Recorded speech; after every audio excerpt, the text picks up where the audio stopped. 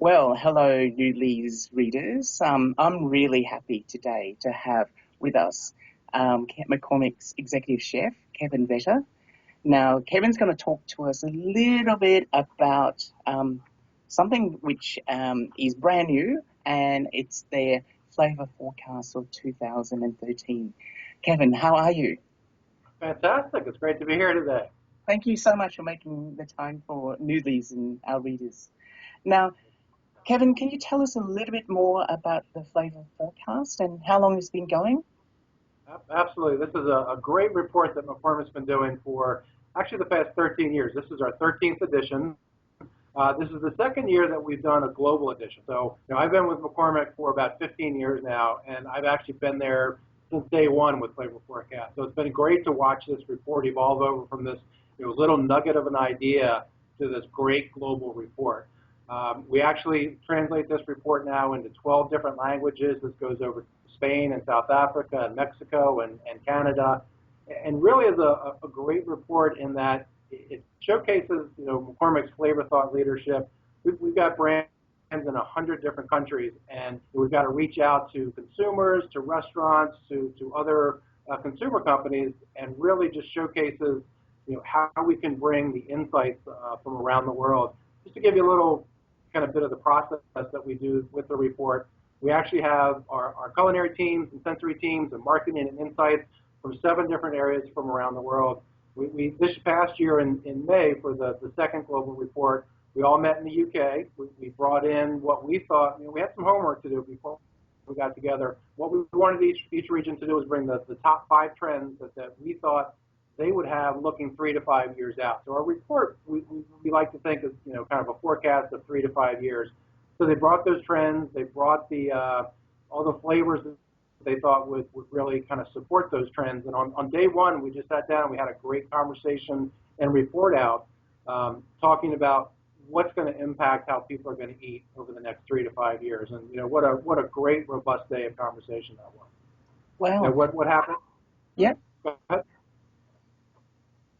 From there, what we do is, the kind of surprising thing that what we found is that, when we first started doing this, we all thought, okay, we're going to bring all these such diverse, eclectic thoughts on food. And last year and this year alike, the most surprising is that, the trends are actually very similar. For South Africa or Australia, the trends, while kind of worded a little differently, we found that the trends that we put into our report this year, people were kind of talking that same language. And the surprising thing was that, there is as diverse of a population and as diverse as the cuisines are, kind of the way people eat and how people are evolving in their eating patterns is actually very similar across the globe. And that was a huge thing for us. Once we kind of lock in on trends and flavors, we actually move into what I think is probably the funnest part. We get in the kitchen and we actually start doing recipes.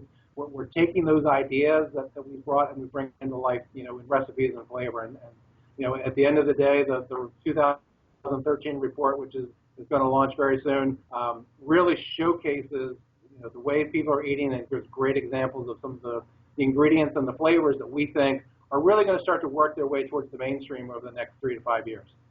That's incredible.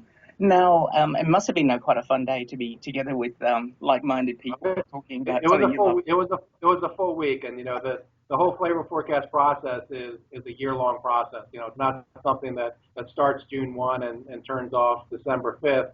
It's something that people are constantly, as you're out eating, as you're out talking to chefs and other folks, you're constantly kind of putting in the back of your mind, ooh, I got to remember that. Is that flavor forecast worthy, as we like to say. So now you got me excited. Now let's talk about the 5 trends themselves. What the first one is: no apologies necessary. Is that a reflection of how busy we are today, and it's about taking time out? That's exactly it. That's exactly it.